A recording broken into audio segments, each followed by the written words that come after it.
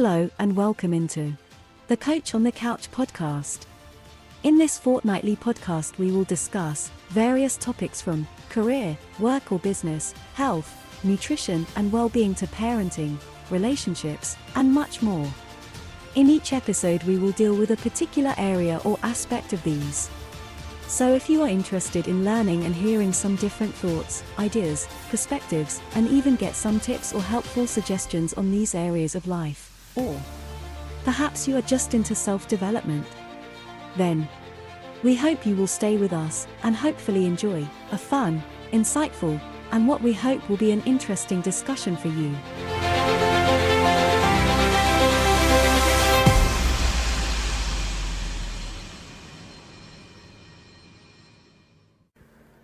Hello and welcome back to another episode of Coach on the Couch. In this episode I'll be chatting with and doing a type of interview style episode with a new co-host called Amy. I thought it'd be a useful thing to do just to give you the kind of background and just to kind of find out who she is as a person before diving into episodes with me and you know bringing you and providing content like we usually do, or like I usually do with co-hosts, and have those kind of particular chats around particular topics and that kind of thing. So I hope you enjoy this, and we'll have to see where the conversation goes. I'm looking forward to finding out more about her and you know what she does, who she is as a person, and we'll just hopefully see how the discussion goes. So with that being said, let's get straight into the episode.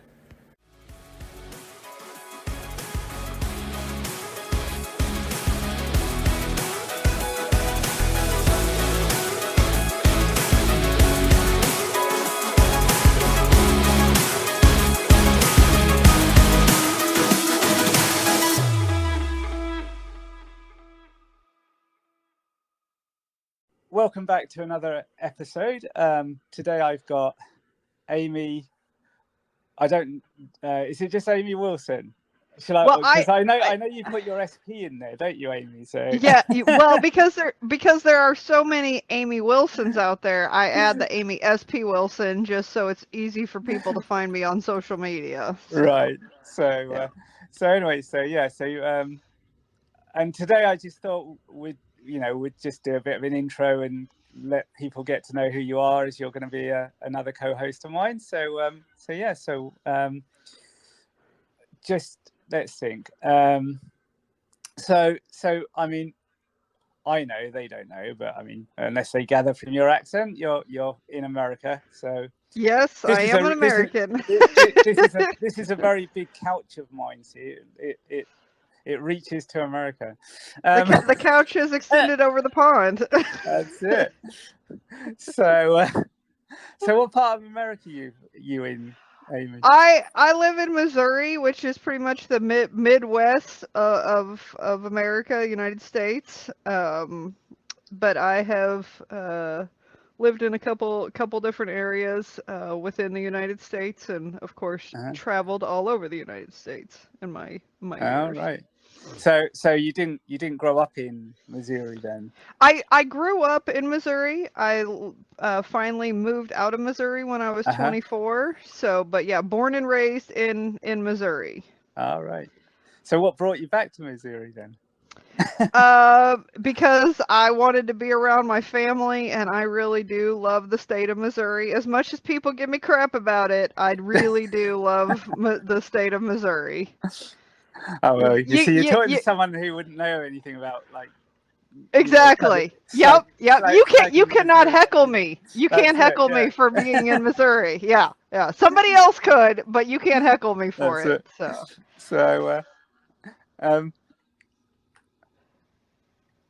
So you said you wanted to be back close to family. So you've got is all your family in Missouri, or are they kind of scattered as well, or are most of them all in Missouri then?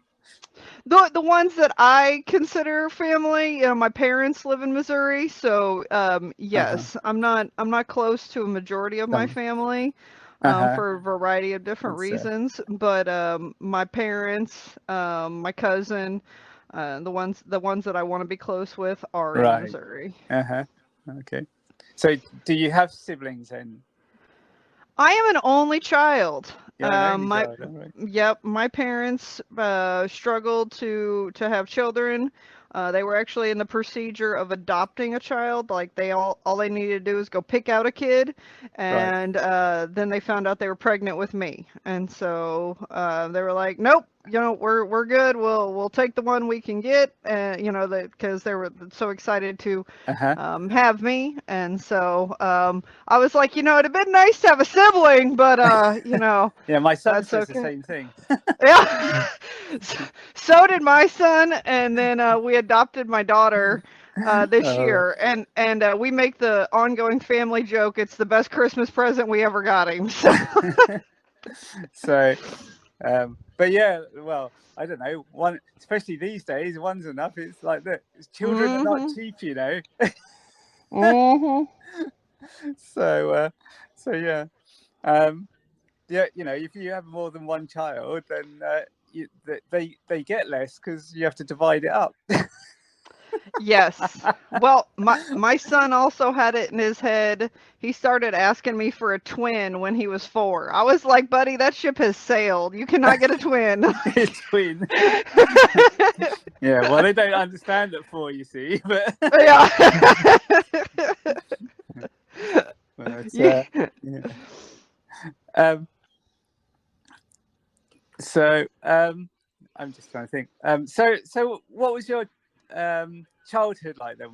Did you have a good childhood, or any particular good memories, or anything interesting to tell us from your childhood? Yes, people would definitely say my childhood was interesting. I basically grew up on a motorcycle. And um I did not realize until I was probably, in my 30s, What, you didn't realize that late. you're on a motorcycle? Well, no, like I didn't realize it, until my late 20s, until my 30s that, my childhood was different. Right. Um, you know, as far as that goes, um, because from birth till 10, I spent my time hanging around. Like my parents were hanging around their friends who were on motorcycles. We went to biker rallies. I got my first dirt bike at the age of 4. So I was riding around with the boys. Like I wore Harley shirts, and cut off jeans. Um, when I was Sounds a set. very interesting childhood. Yeah, yeah. So like when I was 7 at a biker rally, my dad had me going against the boy who was 10 years old, and he on a dirt bike, at the time you can let out there was a screw on the throttle to where you could control how fast you could go, and Uh-huh. he let out the screw so I could go as fast as I needed to, and he had me beat this 10-year-old boy. Well, at the end, they were like, you should, him and his friends were like, you should go up and give him a kiss to congratulate, say you're sorry or whatever for beating him. And I did. And the boy got so pissed and walked, stomped off. And my dad and his friends were laughing their butts off. They thought it was so funny. And of course, at the time, I didn't realize how, I was just like, I'm sorry you lost, type of thing.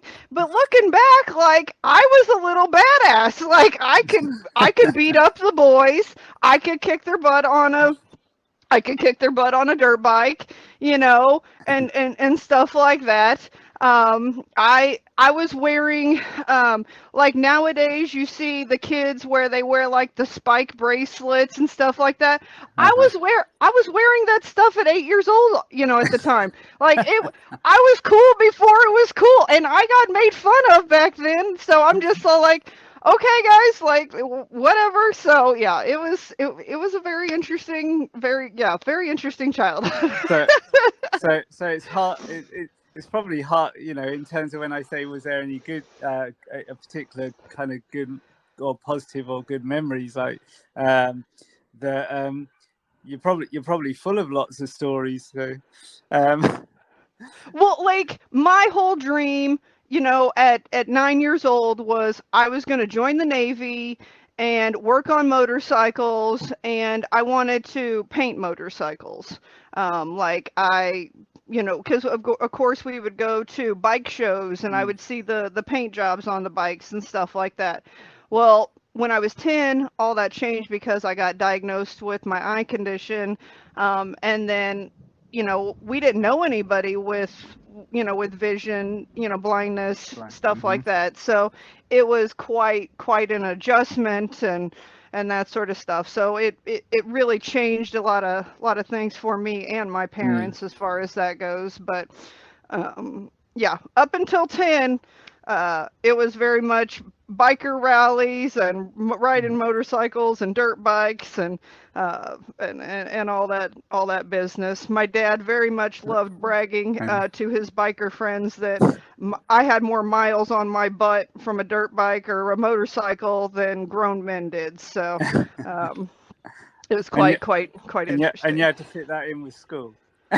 Yeah, oh yeah, of course. Yeah, I did the school stuff, and I really did like school, and because I got to socialize with my friends. Of course, being an only child, you know, it's yeah, getting to socialize. So So on the reverse side, then was there any time that wasn't very nice for you? I'm Not sorry, that what? not that I want to make this a negative kind of show, but you know.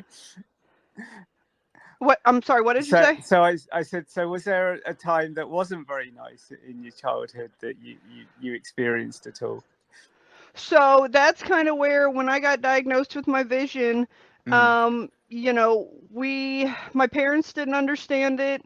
The doctors actually told my parent when we went to the eye specialist, the doctor actually told them to, in my dad's words, to put me in a closet and hide me away. And my dad kind of did the screw that, we're not doing that.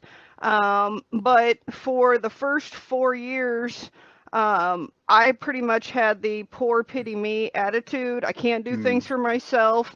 And a lot of people around me enabled that behavior around me. They were like, oh, well, you know, we'll do it for you. We'll do it for you.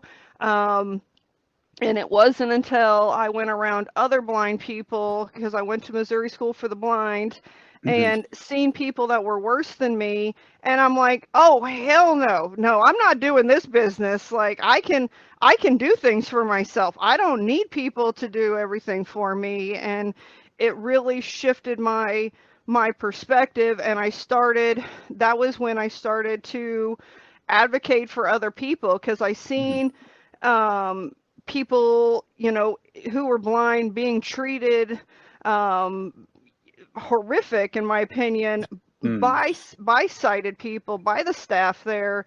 And I started speaking up, and it was not popular, and I was treated horrible by them because of me speaking up. And so that's kind of where I learned you know, doing the right thing is not always easy. And I guess that was kind of the beginning of my journey of being an advocate and being unpopular for doing the right thing. It's been a lifelong journey since then. But I guess that's the rebel in me from my biker days. Biker days, I was going to say, yeah. See, so we'll see how you cope on a bike now. Yeah, well, I ended up getting into an accident a few years back. I think it's been like 12, 13 years, and I haven't been on a bike since. So, but yeah, that's um, but I Yeah. think that school for the blind incident was probably one of my most unhappy memories, but also one of my biggest life lessons in a Lessons. lot of different ways. Yeah. Yeah, because I mean that's what I was thinking now when you were saying about it. It was like, what was the when I said what was the kind of a bad time or a negative time, but was was it the actual kind of the thing with your vision, or was it the experience with the school? And although you seem to have kind of you got into trouble kind of speaking up and on one thing another, and they didn't, you didn't have a very good kind of experience with it in that way at the school. But then, like you said, it kind of the seeing how people were doing stuff and able to get on with it kind of almost made you kind of get up and live again, wasn't it? So that kind of thing. So It was, and my dad really helped me. Like when I came back from the school, my dad actually, we had a few different times where we sat down, and I remember him telling me, because I was 15 at the time, and he goes, "You were so independent." He goes, "You could literally live on your own, but you're 15." He goes, "I can't, you can't do it. You've still got, 3 more years of high school to go and stuff like that. But you've grown up so much in the year that you were gone." Because I was a freshman in high school when I went there, mhm. and and it really surprised me on him saying that, and him being able to admit that to me, because my dad very much has had the I want to protect my little girl attitude, even as me as an adult, having that mentality over me. So but it was Yeah, definitely a mu- mu- learning experience. yeah, must have been quite a difficult transition then at that, to have gone kind of for things to have, and for you to have gone to a new school at that stage kind of thing. That must have been quite a difficult transition.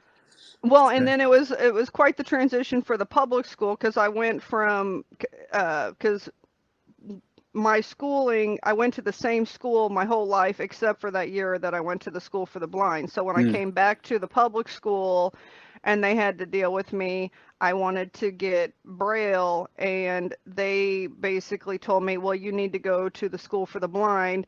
And in so many colorful words, I mm. basically told them where to stick it, and walked out of the room, and my dad looked at him and goes, "Well, you heard her. How are we gonna make this happen?" Like, because uh, I was not going back. I told him that very, very colorfully. So, um, right. Uh, yeah, that was not happening. so so moving away from that side of things then a little bit. So generally, do you have it? What kind of do you have any kind of particular favorite foods or drinks or types of foods, or are you a foodie um, person? I'm not necessarily a foodie person per se. I have been known to say I'm a basic B Uh huh. on that kind of thing, and people laugh at me because, like, when trying new restaurants and Uh huh. stuff like that, I'm like, I'm basic, people. And so I will try, like, because I've done a lot of Yeah. traveling, Mm-hmm. and so I will try, like, the main dish that area is known for, just to kind of Uh huh. expand my horizons. Yeah. But there is a restaurant that I go to here in Missouri. It's called Salvatore's. It's of course an Italian place. I do like my Italian. I like to go to Italy one day. That's kind of been on my list for a long time. But there's a dish that I like. It's called tortellini Gina. Okay. It's like a cream sauce type dish, but that's pretty much my foodie thing. Uh huh. But I've been known for getting into my tea stuff. That's been uh, my thing that I've been trying a lot of different stuff on. Um, yeah, Right. people have been giving me a lot of different tea Yeah. as far as that goes, and when I've been traveling, I've been picking up different types of tea and. So Uh, are you a tea person or a coffee person then? well, I'm drinking coffee right now, but I've got probably like 30 different kinds of tea that I've been trying as well. So I stick with my one kind of coffee, but like I said, I got 30 different kinds of tea. So Well, you um, must have a big cupboard.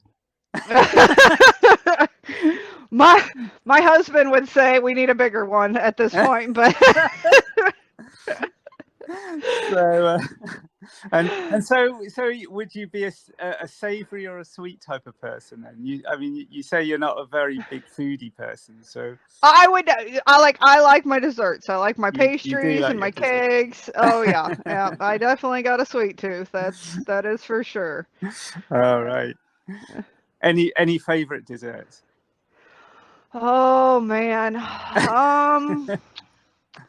that's a tough one. I don't really know if I have a particular favorite like You just go, dessert. give me them. Like cheesecake used to be it. Yeah. I'm pretty much like I'm more like fruit, like strawberries, chocolate Uh-huh. covered strawberries would probably be right up there with it.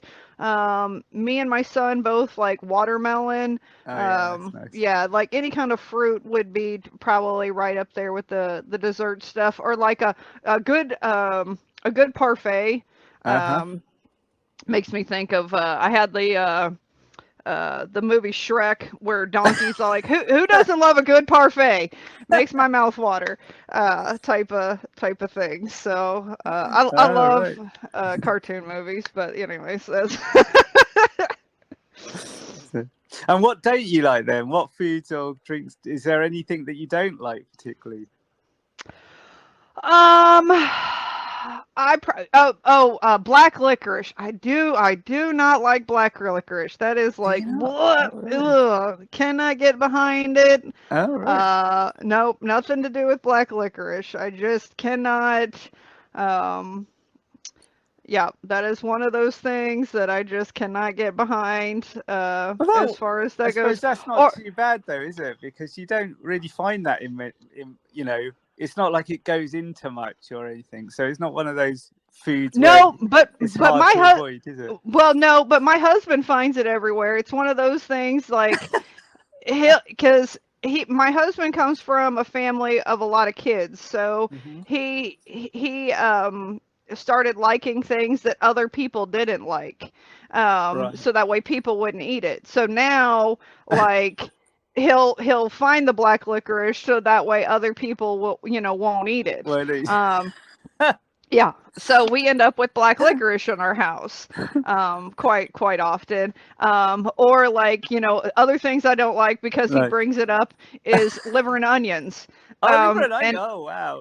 yeah, so he'll make liver and onions whenever I'm gone. And then like when it comes to meal planning, when we can't think of something, he'll be like, "Well, what about liver and onions?" And we're like, "No!" I haven't had. Oh, I haven't had. We were talking about that kind of stuff the other day, and I haven't. Oh, I haven't had liver for a long time. So, Well, it's kind of a very much a Midwest Southern kind of thing. I oh, feel like. It's a very British thing as well. Oh, okay, okay. Well, Oh, I've learned traditionally, something anyway. today. Yeah, okay. Well, I hear it a lot. Southern Midwest. It's like, oh yeah, I gotta get your liver and onions. I'm like, oh gosh, no way. Ugh, no. Mm-mm. Well, and luckily I've had my taste buds change. Like I used to hate fried mushrooms, now I can eat them. All right. Or jalapeno peppers, I do like those now. I used to hate them when I was younger and stuff like that. So I'm trying new things in my life. So But they just can't get you onto black licorice. nope, nope, that's never gonna change. Nope, nope. Nope, I'm gonna have an adverse reaction for the rest of my life. So it's nope. Mm-mm. Uh-huh. So Absolutely. what other things do you like or kind of, like, I mean, is there any particular, do you watch a lot of movies? Are you a movie person or a TV show person, or what kind of music are you into, or that kind of stuff? As far as like music, I'm probably more of a music person than like a movie or TV show person. Yeah. And as far as music goes, I've been a fan of Pink for the longest time, probably since she first came out. I absolutely love her music, all of her albums, like anytime they've come out, it always speaks to me. I don't know why, but it's one of those things, like certain songs, it's just hits me right at the soul. Have you ever seen her live? I have never seen her in concert. It is on my bucket list of things that I want to do in my life. Like that is probably like top 5 things that I want to do before I die. I plan on living till I'm 100, so I've got some time. But yeah, seeing Pink in concert is one of those things, because I think she plans on living a long time too. So I don't see her slowing down either. So you're only going to live to 100 then? Yep. Well, I'm 41, so I've got some time. As far as that goes. That's not old though. Do you know how old? Do you know how old I'm going to live to? How old are you going to live to? I always say I'm going to live until I'm 150. Okay. Well, I guess I need to maybe up my game, but I came up with, and I'm older than you, so Well, I came up with that a couple of years ago and threatened my kids with, so that way they knew I'd be around for many years to come to bother them. Well, you see, and like they say, it's all about. I'm at that stage. I've said it long enough throughout my life, right? That, and I kind of, we'll see if it does work. But I mean, obviously, they always say that the mind's a great thing, right? So absolutely, I'm convinced that that's what's going to happen now. So yeah, so I've said I'm going to live to 150. I always say that, and I've always said it. So yeah, I'll wait and see if I can get there, or at least even if I got as close to it as I could, that'd be interesting. But you see,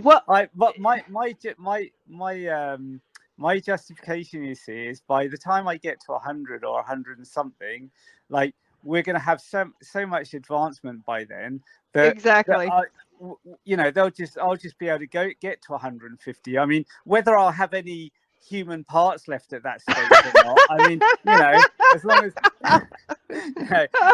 if I'm half Borg or something, then it doesn't matter. But cyborg or something, But, yeah. So. Oh, that's awesome.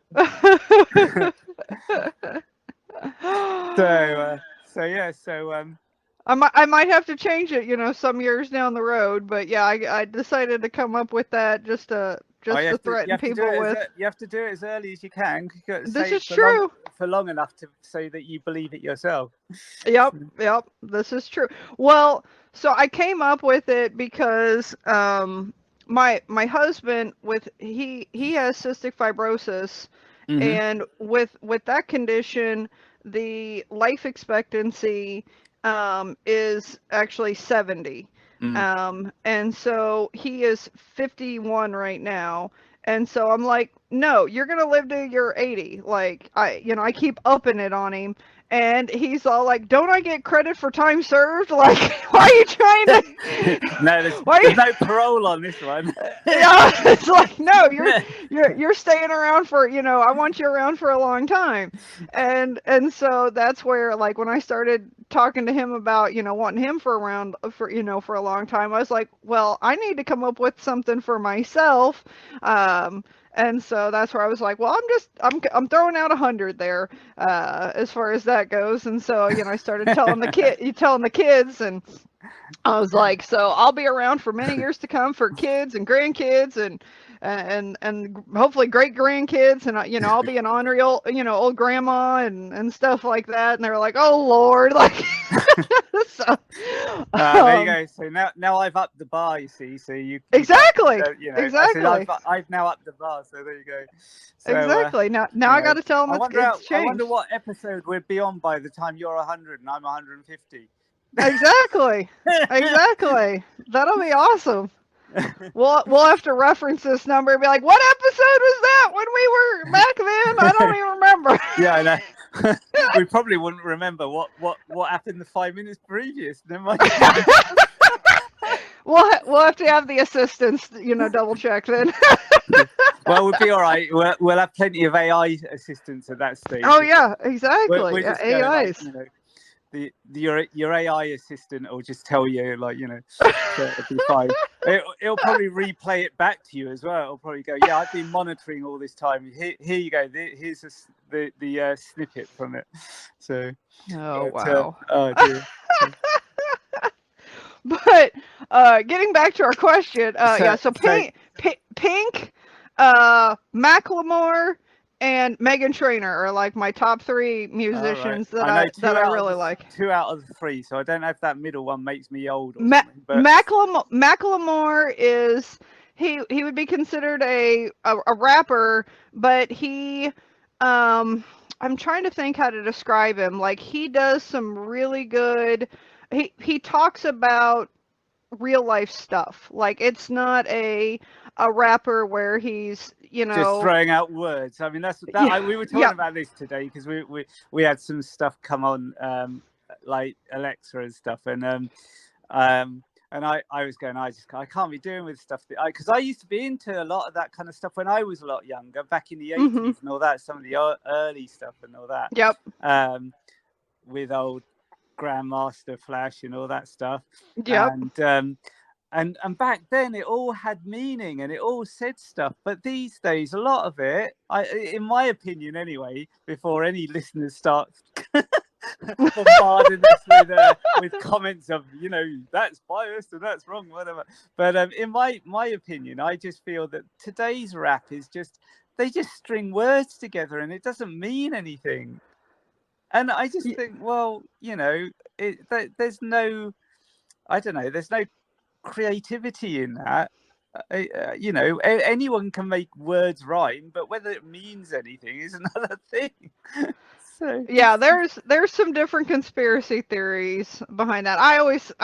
I kind of have some fun with learning about different conspiracy theories, but yeah, there's different conspiracy theories with the rap industry and stuff like that. But Macklemore, I've been following him for years, and he actually talks about what's going on with the world. He talks about his own personal life, and he has a song it talks about 10,000 hours and how to if you're wanting to master something, it takes 10,000 hours, and how he spent 10,000 hours writing and rapping and stuff like that. And so that's I like his stuff. When I need a little motivation, I can put on his stuff, and it kind of gets my head in the game as far as that goes. But in terms of like movies and TV shows, like I have my guilty pleasures on TV shows. Like I will admit I like Vampire Diaries. That's my guilty pleasure. I guess I like my bad boys, so to say, or like True Blood. Oh, True Blood. My husband got me watching True Blood and Game of Thrones. Game of Thrones. Yeah, I can't get into the actual the show because I read all the books, right? Oh, okay. And it just doesn't meet how the books you can't separate it. You can't separate it, and kind of thing. Like, no, and the characters don't sound how I imagine them to sound or anything. It's just like, and I feel that they've missed bits or they've jumped ahead in bits at times, and you think, well, where's the bit about so and so? See, I never read the book. Oh, Game of Thrones is only one book out of seven book series. So, I mean, they've used that name throughout the whole show, but yeah, it was actually only the name of one of the books out the whole 7 books. So, okay. See, and I know a lot of people who feel that way about Harry Potter. Yeah, Um, yeah. yeah. So like, cause, what I think it was the third book or the third movie, Harry Potter movie. I Uh-huh. went and finally watched the movie, and I went with people who were like diehard book fans, and they just were complaining up a storm after the movie, and I was like, I really like the movie. I don't know what y'all are talking about. And then like it wasn't until like I think it was getting towards the end of the movies that I finally read the books, and I'm like, okay, now I understand why You they're get it, complaining. yeah. Like I got it now. Like there is a lot of stuff they left out and whatnot, Yeah. but and I that's mean, where it's like you got to watch. I think you yeah. got to watch the shows or movie before you read the books, like because I think I had read the Memoirs of a Geisha book Oh, before yeah. I had watched the movie, and I was so ticked off when I finally like when the book Mm, or the movie came out. I was like, "This is BS! Like I cannot yeah. watch this." So I mean, I understand. I get it that obviously they can't always fit everything in, and I know it's Yep. also say directors and producers kind of interpretations of the thing and stuff like that, but yeah, I don't know. I just sometimes it works. Sometimes like they can do a really good, you know, kind of reenactment or whatever you want to do, like production of it, and other times, and it, you know, some of these books just don't work, or like when they turn them into movies, they're just like really Mm-hmm. disappointing. So, or into shows or whatever. So yeah, I don't know, but so does that? So are you into kind of like fantasy type stuff like that? Are Yeah, you or yeah, fantasy, and then we're also big fans of Big Bang Theory. Like I oh, also Big Bang really Theory? Oh like, yeah, yeah, that's so cool. Big That is, Bang yeah, Theory. yeah, Also that's like funny. watching Young Sheldon. Young Sheldon helped my son a lot too. Right. Like we use that to explain to my son because my son tends to be socially awkward like Young Uh-huh. Sheldon, and so we kind of did this is what you look like when you're being awkward, like this or this example or that example, and he was Uh-huh. like, okay, I got it now. Like, so it really helped to explain some different things, but yeah, we're huge Big Bang Theory fans, and then Harry Potter is another Uh-huh. one that my family's big fan of. We probably watch the movie series at least once a year. I'm also a big fan of Hocus Pocus, Oh, Beetlejuice, um, Beatles, stuff like. wow, that's an old Oh film. yeah, love me some Beetlejuice. Well, I use it because I teach self-defense and stuff like that. So I use it as my safe word, and I tell people that as if you hear me saying Beetlejuice, you better know that something bad's about to happen or potentially about to happen. And they're like, Beetlejuice, really? I'm like, yeah, like it's an odd word. Like you're gonna you'll pick up on it. So, Wow. but yeah, it adds a little humor, but people get the message real clear. So, Mm. Yeah, right. So any kind of genres or anything you don't like? Any kind of music, either music genres or films or movies, any of those sort of things that we've just talked about? music. I can't get into opera. I Yeah, just you and me both. I can't do it. And then movie wise, I cannot do horror. I can't Okay. get into the scary stuff. It's All right. too it just nope. Mm-mm. Oh, I was raised on that, see, so that stuff doesn't bother me. Yeah, I end up dreaming about it at night, and it's just not a good deal, Mm. and I end up having nightmares, and so I just avoid it altogether. So Uh-huh. if the family wants to watch horror, they'll do it when I'm not around. Right. So All right. Do you like jazz? Because you said yes, about opera, you like jazz, do you? yep, Like that's yep. another genre of mine. I'm not overly keen on. I like say like saxophone music and all that kind of stuff. But I'm not Yep. keen on other jazz and stuff. That's about the nearest I'd get. Yeah, I just can't. I can't. Yeah, I don't know. I can't. I just can't kind of do jazz at all. So which is kind of odd because I like kind of most genres of music and I've got a very wide taste myself. But yeah, they're the two kind of genres I can't really deal with. Right. So, but yeah, so And what about? Oh yeah, you said. Sorry. See, I'm getting old. See, I just about going, oh, about movies, and then you've just said. So, see, I need that AI assistant again.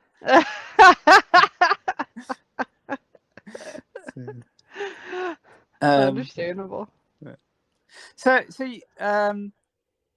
you spoke before a little bit about your education, right? So, and you said about when you went to the Missouri School for the Blind. Was that? Did you have to? Did you like stay there? Did you board there, or was that just like you went and came home every day? You just went to a different school? Oh no, I had to live there. You did? Residential and as far as that goes, and because it was across the state. All right. So and to I guess keep myself out of getting into good trouble. I participated in a lot of sports, track and field. I was their first ladies wrestler. I did swim team, and I did like debate, or what they called like forensics type thing. So I was pretty active.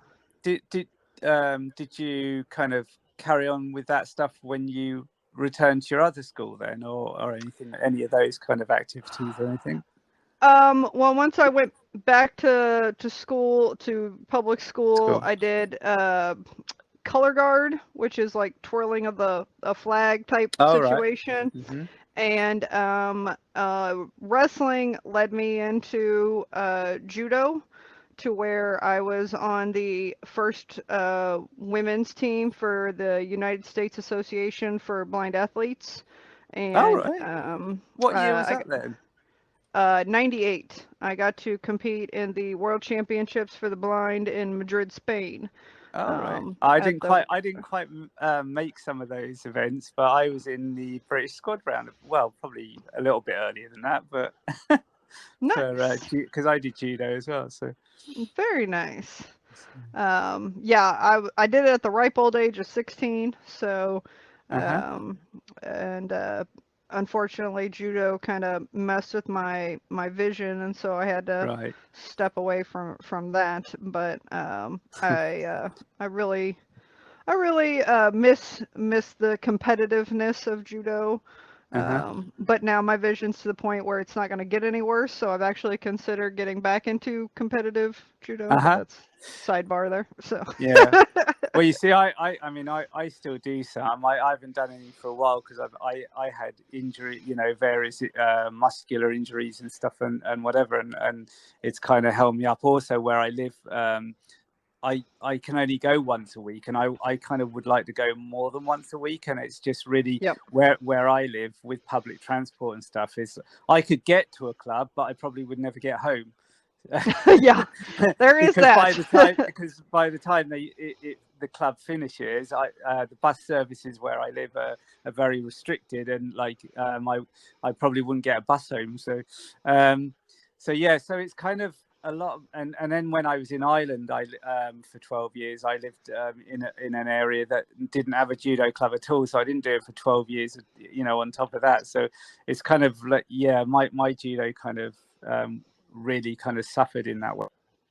But it's funny when you say about your eye condition, your sight and your visions as a point now, because that's actually what got me into it.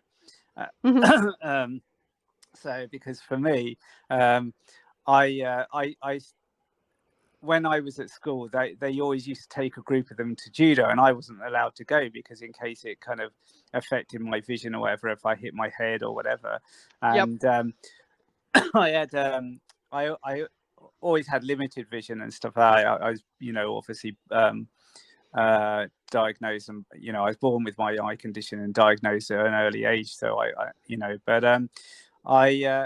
when I lost the rest of my vision at 16 and a half or so, and I knew, obviously I knew there was no way I was ever going to get that back. I went, this is great. I can go and do stuff that I wasn't allowed to do before. So and everyone kind of can't believe when I say that, because everyone when people ask you about your vision, and I say, well, and I lost the rest when I was 16 and a half, and they go, oh, that must have been tough. So well, actually, for me, it was actually it was a great thing. You're like, about damn time. So, and I've actually done more. I did more since I've lost. I've done so much since I lost my vision than I probably would have done otherwise. So,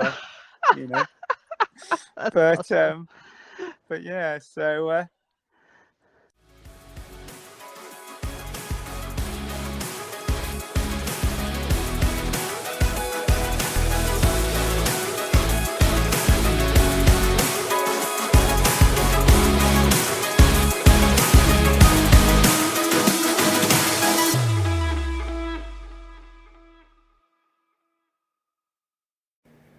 Hello and welcome back to the outro.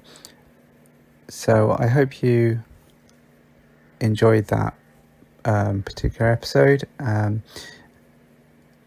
It ended there in the midst of the chat and interview that we did because it's quite a long one. So this episode has been divided into two parts. Obviously at the start I didn't know that it was going to be quite a long episode, so I didn't kind of indicate or plan for it to be in two parts, but I felt that it'd be handy to divide it up and make it a little bit easier to listen to in two parts. So I'll bring you the next part to this interview next time in a couple of weeks, and hope you enjoy the last section as well. And it's just coincidental that because I know Ed's mentioned when I've had Edward Bates on the episode that he can't see, and it's just being coincidental in terms of looking for new podcast host new podcast episode co-host, that the other person who's come forward has a sight impairment and can't see as well. But the podcast isn't going to be all about or kind of be directed towards it. It's still going to remain the same type of podcast as it's always been, and it's going to be. It's still going to be a coaching style, personal development style, coaching episode, bringing you that kind of insightful and informative and interesting content about particular topics of life and personal development and all the stuff that I've done before. So I just wanted to kind of put that out there, just so that in case people were starting to think that maybe it was going to go more focused around disability and blindness, sight impairment and that kind of thing. But it not that there's anything wrong with that, but that isn't obviously what this podcast was about, and it's just very coincidental. I'm still looking for new co-hosts, so if there's anyone out there that is interested in becoming part of the co-host team, then just get in touch, either by placing a comment here with I'm interested or something along those lines, or you can just email us privately at coachonthecouch22@gmail.com. And yeah, I'll be interested to have anyone else who might be interested in this type of producing and chatting about this kind of content, personal development and various other kind of situations, life kind of stuff, business related stuff, health related stuff, anything that's what the podcast is all about. So if you know anyone and who might be interested, then again, just get in touch or get them to get in touch, and I'll be glad to speak to them and we can get them on board as well, hopefully. So don't forget to make comments, feedback, suggestions, and on YouTube to like and subscribe, and you can find this on all major platforms, as I usually say, and I'll be back in another few weeks. So until then, all take care and bye for now.